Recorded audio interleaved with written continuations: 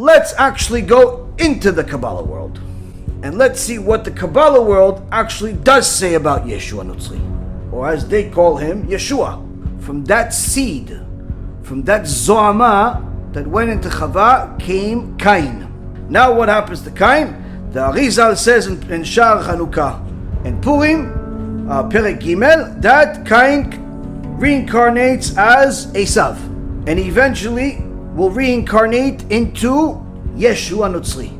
Yeshua Notzri, that's Jesus of Nazareth. And that all started with Chava, and then Cain, and then Esav. The Ari says that Yeshua, of course, I'm going to say it once, Jesus in English, the Ari says that he was a Gilgul of Esav. That's number one. Wow. Wow. And not only that, if you look at his name, Yud, Shin, Vav, Ayin, turn the letters around and you have Esav. If you take the word Esav and you flip the letters, Esav name is the same name as Yeshua. The Arizal says, look, Esav, if you spell it with the Yud, Ayin, Shin, Yud, Vav. You switch the letters the way that they are, Ayin, Shin, Yud, Vav, the Yud, the Shin, the Vav, and then Ayin, same letters, spell what? Yeshua. Yeshua, Jesus of Nazareth. Arizal, Shah Rosh Hashanah, page 460, says this is one of the hints that Esav eventually reincarnates into Jesus of Nazareth. This same Arizal, he had a chidush, and he says, Yeshua Notzri, the one that started Christianity, he's the Gilgul of Esav, reincarnation of Esav.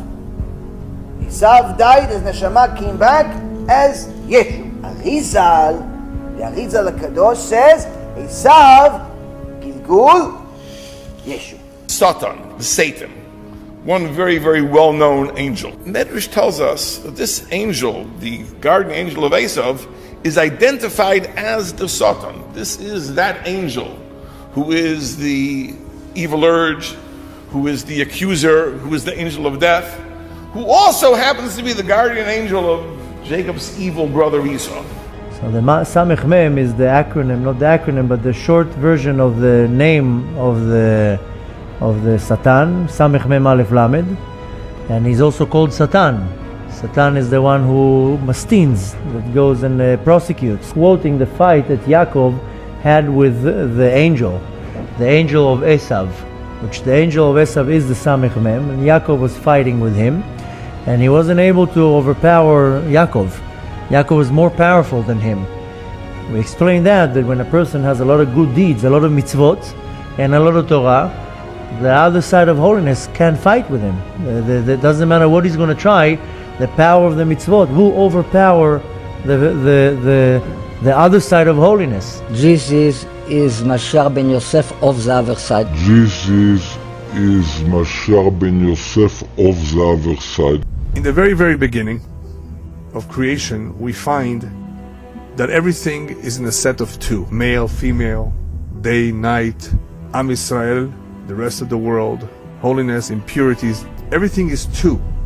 Just look at the human body too. The human body is two hands, 2 feet, 2 eyes. Everything pretty much in the creation except for Hashem Echad, Ushmo Echad. Only He is one. Everything else in the world, there is a duality to it. There are two messiahs in Judaism. There always have been.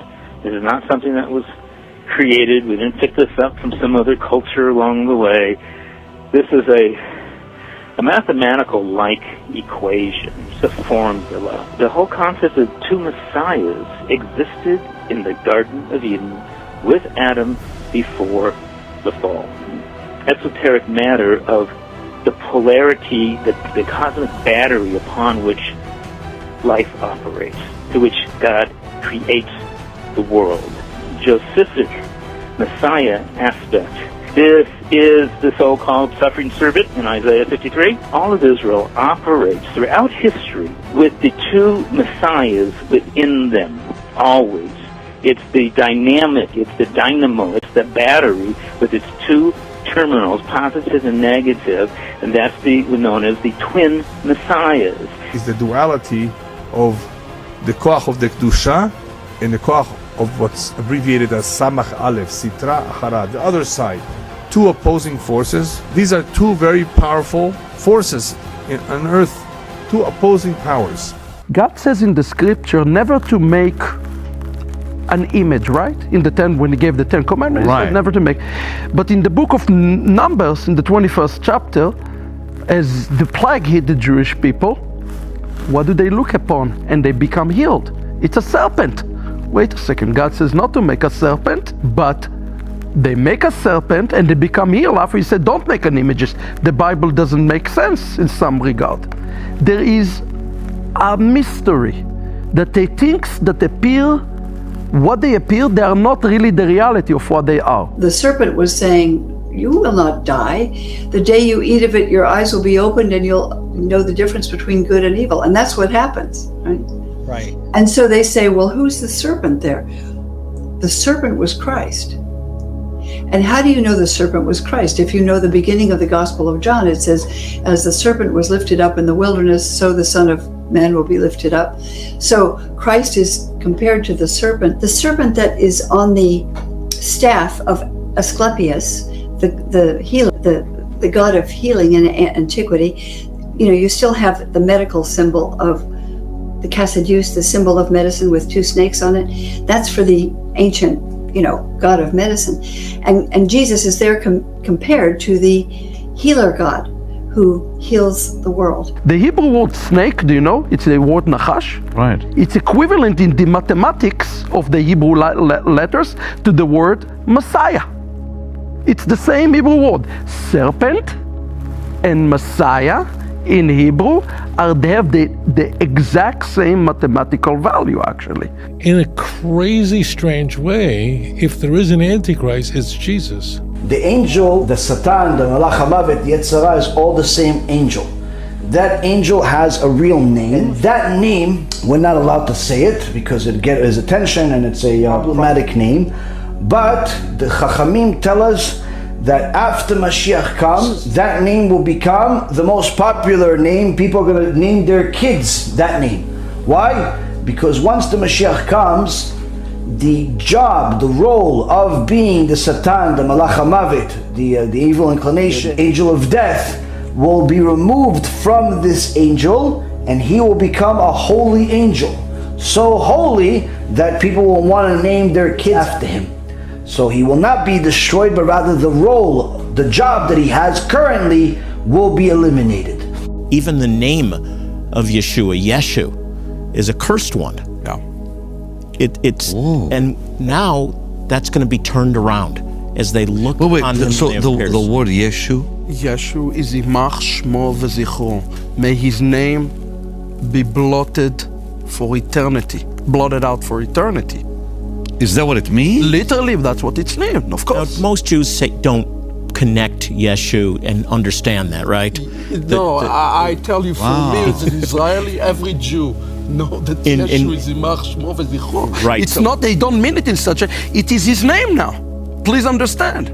This is the name our people know him as by. What is the kosher pig? Okay, so let's put on the Jewish glasses for a split second and understand it. Every Hebrew word has dual meaning. Yes, when I started to prepare and look at Jewish end time, the way Judaism view end time event, this messianic age and messianic era, there is a question that asked by our sages: why is the pig? Why God gave the animal pig the name pig? Okay, why pig or pig? Because in Hebrew names are important, and you find out that the word pig in Hebrew is actually rooted in the Hebrew word to return. The Hebrew word pig, chazir and chazar are the same Hebrew word, and they continue on to explain that the one who is the chazir, who will return to Israel, is none other than the Messiah himself, that will appear first as unkosher to our people. But he will return and he will be so clean and so kosher, he will become the defender of Israel. It's so brilliant, but you really have to understand it. He appears wicked. He doesn't say he's wicked. Where is he going? He's going to the Gentiles. Read the story in Luke. He's going to be with the Gentiles, but he's coming back home. So there's going to be a big surprise in the last day there, okay? That the one that they thought is the villain of the story, okay, is going to turn up to be the hero of the story.